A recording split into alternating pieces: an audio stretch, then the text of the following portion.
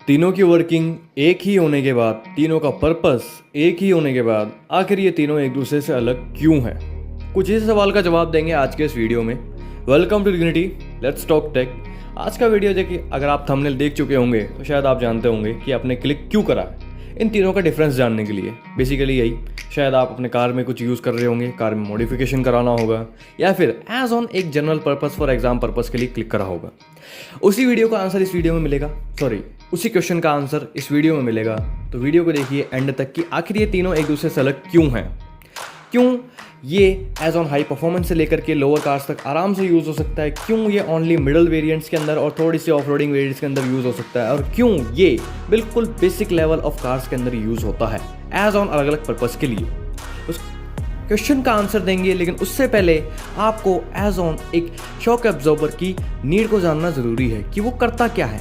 उसका एक ही पर्पस है कि आपकी स्मूथ राइड को और स्मूथ बनाना। वो किस तरीके से? उसकी वर्किंग के साथ। उसकी वर्किंग कुछ इस तरीके से होती है कि एक पिस्टन है। शॉक एब्जॉर्बर एक बेसिकली इस स्ट्रक्चर से बना होता है। हर किसी के अंदर शॉक एब्जॉर्बर लगा है, चाहे फिर वो एक कॉइल ओवर हो, चाहे वो स्ट्रट हो, चाहे वो बेसिक शॉक एब्जॉर्बर हो।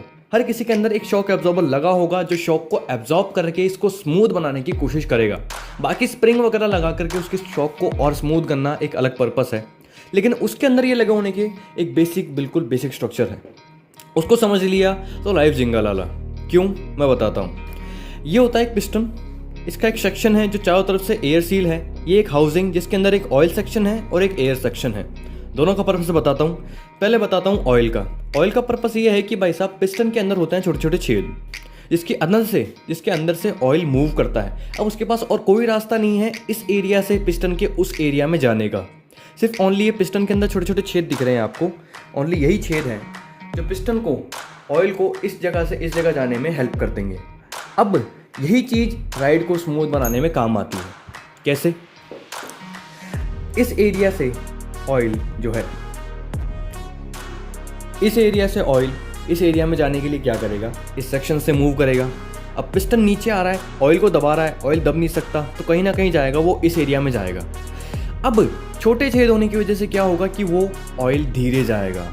उसी की वजह से पिस्टन की जो मूवमेंट है वो नीचे जाने की स्लो हो जाएगी और शॉक एब्जॉर्ब हो जाएगा। पर क्या है भाई, स्पीड के अंदर मान लो एकदम से शॉक लगा तो ऑयल एकदम से कंप्रेस होगा तो पिस्टन फटने का डर है, एज ऑन एक हाउसिंग फटने का डर है। इसलिए एयर सेक्शन दिया जाता है ताकि एयर कंप्रेस होकर के ऑयल का क्रॉस एक एरिया बढ़ा सके, ताकि वो कंप्रेशन और स्मूथ हो सके और पिस्टन और हाउसिंग को नुकसान होने का खतरा और कम हो जाए। अब भाई साहब ये हो गया, ठीक है, मान लिया। पर इन तीनों के अंदर बेसिकली यही स्ट्रक्चर आप देखने को मिलेगा। यही पिस्टन, यही एयर सेक्शन, एक और नॉर्मल एक मीडियम लेवल पे।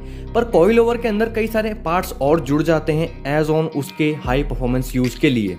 पर एक स्ट्रट के अंदर भी आपको यही पिस्टन, यही सेक्शंस, यही देखने को मिलेंगे एज ऑन एक शॉक एब्जॉर्बर के अंदर। तो ये मान सकते हैं हम, शॉक एब्जॉर्बर सबके अंदर आपको देखने को मिलेगा। अब उसके अंदर एडिशनली क्या ऐड होता है? स्प्रिंग। ओके, ये हो गया एज ऑन अपन बेसिक लेवल जान चुके हैं। अब जानते हैं इनका पर्पस कि ये कहाँ कहाँ यूज़ होते हैं। तो बात करते हैं इसकी, मेनली शॉक एब्जॉर्बर की। तो शॉक एब्जॉर्बर बेसिकली एक बिल्कुल बेसिक लेवल ऑफ एक शॉक एब्जॉर्प्शन है जो कि यूज़ होता है कुछ इस तरीके से। ये एक ऑल्टो का सस्पेंशन है जिसके अंदर ये देख सकते हैं आप शॉक एब्जॉर्बर। अब शॉक एब्जॉर्बर क्या है कि उसका एक नुकसान भी है और एक फ़ायदा भी है। शॉक एब्जॉर्बर को एज ऑन अपन सिंगल यूज़ नहीं कर सकते। शॉक एब्जॉर्बर का ओनली पर्पस होता है शॉक को एब्जॉर्ब करना, ना कि लोड को कैरी करना। इसी वजह से हमें वहाँ पर एक स्प्रिंग अलग से लगानी पड़ती है अगर अपन शॉक एब्जॉर्बर अलग से लगा रहे हैं अकेला। स्ट्रट की और कॉइल ओवर की बात नहीं कर रहा हूँ, ओनली शॉक एब्जॉर्बर लगाते हैं तो उसके अंदर हमें एक बेसिक नीड मिल जाती है कि भाई हमें स्प्रिंग अलग से लगानी पड़ेगी। कॉस्टिंग बढ़ती है पर सस्ता पड़ता है। क्यों? क्योंकि स्प्रिंग अलग से थोड़ी सी किफ़ायती पड़ जाती है, शॉक एब्जॉर्बर अलग से किफ़ायती पड़ जाता है, लेकिन उसी के अंदर पार्ट्स ज़्यादा लग जाते हैं, एरिया बढ़ जाता है। अब इसके अंदर ये इतना बड़ा एरिया कवर कर रहा है, हमें एक टॉर्शन बार भी लगाना पड़ेगा, लिंक रॉड्स भी लगानी पड़ेगी, क्योंकि ये अकेले अलग अलग शॉक को एब्जॉर्ब नहीं कर सकते। इसलिए कुछ ऐसा चक्कर पड़ जाता है शॉक एब्जॉर्बर का बिल्कुल बेसिक लेवल पे। तो आप ये चीज़ जान लीजिए कि shock absorber only load carry नहीं करता, ओनली एंड ओनली शॉक को एब्जॉर्ब करता है। उसका काम है लोड कैरी करने का नहीं है, ओनली शॉक एब्जॉर्बेशन का है। और वहीं पे आ जाता है अपना एज ऑन एक स्ट्रट। स्ट्रट का काम क्या होता है? उसके अंदर एक डिफरेंस है। स्ट्रट का डिफरेंस ये है कि वो लोड को एब्जॉर्ब यानी कि शॉक को एब्जॉर्ब करने के साथ साथ एज ऑन लोड को कैरी भी कर सकता है। उसके अंदर क्या होता है कि शॉक एब्जॉर्बर तो है ही, अपन ने क्या करा कि बीच में एक सीट लगा करके, एक एज ऑन बेस लगा करके उसके ऊपर स्प्रिंग बिठा दी और ऊपर से उसे ऐसा एक माउंटिंग और बेरिंग से लॉक कर दिया। अब ये माउंटिंग क्या करेगी, स्प्रिंग की मदद से, इस स्प्रिंग की मदद से लोड को कैरी भी करेगी। और स्प्रिंग नीचे बिल्कुल टिकी हुई है तो स्प्रिंग कहीं जाएगी नहीं। और स्प्रिंग और शॉक एब्जॉर्बर का काम जो पिछली फोटो के अंदर अलग अलग कर रहे थे, अब वो एक ही इंसान कर रहा है, अब वो एक ही पार्ट कर रहा है, जिससे स्पेस कम होगा, एज ऑन फीचर बढ़ेगा, पर हल्की सी कॉस्टिंग बढ़ जाएगी इसके असेंबली के चक्कर में। तो शॉक एब्जॉर्बर आपको गाड़ी में कुछ इस तरीके से देखने को मिलेगा, जिसके अंदर शॉक एब्जॉर्बर का काम क्या है कि नीचे से एज ऑन हाउसिंग से जुड़ा होगा और ऊपर से एज ऑन ऊपर बॉडी फ्रेम से जुड़ा होगा, जिसके साथ साथ वो लोड को भी कैरी करेगा और एज ऑन शॉक को भी एब्जॉर्ब करेगा। इसकी कॉस्टिंग भी थोड़ी मीडियम पड़ जाती है, इसलिए मीडियम वेरिएंट से लेकर के थोड़ा सा अपर वेरिएंट्स तक यूज़ होता है। पर एज ऑन जब बात आती है हाई परफॉर्मेंस की, उसमें कॉइल ओवर्स यूज़ होते हैं, उसका भी बात करेंगे। तो स्ट्रट कुछ इस तरीके का स्ट्रक्चर होता है, जिसके अंदर एक स्प्रिंग सीट होती है, जिसके ऊपर स्प्रिंग रखी होती है लपेटी हुई एज ऑन कॉइल के रूप में, और ऊपर से एज ऑन एक माउंटिंग और एक स्ट्रट माउंटिंग को असेंबल किया जाता है ताकि वो लोड को भी कैरी कर सके। उसके साथ साथ इसके अंदर अलग से एक लिंक रॉड और एक अलग से रॉड्स को लगाया जाता है ताकि और स्टेबिलिटी बन सके। तो कुछ इस तरह का काम होता है एज ऑन स्ट्रट का। ओके, अब बात करते हैं एज ऑन कॉइल ओवर की। अब इन दोनों के बीच में डिफरेंस आता है मेन, वो आता है सिर्फ एक चीज़ का, जो मैंने पिछली वीडियो में भी आपको एज ऑन कॉइल ओवर के ऊपर बताया था, वो है एडजस्टेबिलिटी।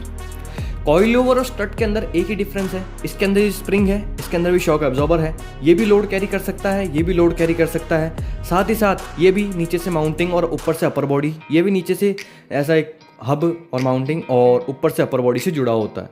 तो डिफरेंस जो आता है वो आता है एडजस्टेबिलिटी का। अब एडजस्टेबिलिटी क्या है भाई? एडजस्टेबिलिटी बेसिकली कुछ इस तरीके की है, जो अपने जो कॉइल ओवर है उसके अंदर नीचे आता है एज ऑन एक नट मतलब जो स्प्रिंग जिस सीट पे बैठती है। अब स्ट्रट के अंदर तो सीट फिक्स थी वेल्डेड, इसके अंदर जो सीट है वो मूवेबल है, ऊपर नीचे हो सकती है, और पूरी जो बॉडी है अंदर की इंटरनल, जिसे अपन हाउसिंग कहते हैं एज ऑन एक शॉक एब्जॉर्बर की, उस हाउसिंग के ऊपर बनी होती है थ्रेड्स। अब इस थ्रेड्स बनने की मदद से क्या होता है कि इसके अंदर एक लॉकिंग नट लगा होता है एक प्रिंसिपल के ऊपर, कि एक नट दूसरा नट के साथ अपोजिट डायरेक्शन में घूमेगा तो वो आपस में लॉक हो जाएंगे, कि एक नट कुछ इस तरीके से आ रहा है और एक नट कुछ इस तरीके से जा रहा है, तो वो आपस में लॉक हो जाते हैं। तो यही प्रिंसिपल यहाँ पे यूज़ करा, ये नट ऊपर जाएगा, ये नट नीचे आएगा तो लॉक हो जाएंगे। अब क्या करूँगा मैं कि दोनों नट को खोल के अगर मैं इसको ऊपर ले जाऊँ, इस सीट को ऊपर ले जाऊँ, तो स्प्रिंग की हाइट छोटी हो जाएगी। स्प्रिंग हार्ड होने की वजह से अपन ज़्यादा लोड इसके ऊपर कैरी कर सकते हैं। अब मैं स्प्रिंग को इस नट से नीचे कर दूंगा तो स्प्रिंग सॉफ्ट हो जाएगी, जिसकी मदद से अपन हल्के लोड को थोड़ा सॉफ्टली आराम से लोड कैरी कर सकते हैं। तो ये कुछ एडजस्टेबिलिटी की वजह से इसे हर पर्पस के लिए यूज़ करा जा सकता है, हैवी लोड्स के लिए भी, लो लोड्स के लिए भी, हाई परफॉर्मेंस के लिए भी, हर किसी के लिए। और एक और क्वेश्चन है जिसकी मदद से ये काम करता है, वो है इसकी एज ऑन मेंटेनेंस।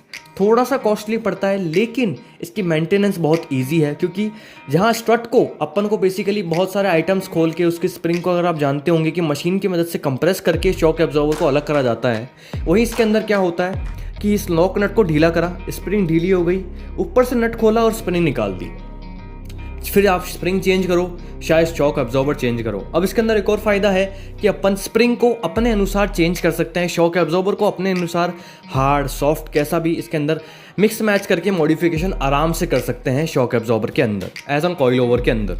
यही कुछ इसका फ़ायदा है।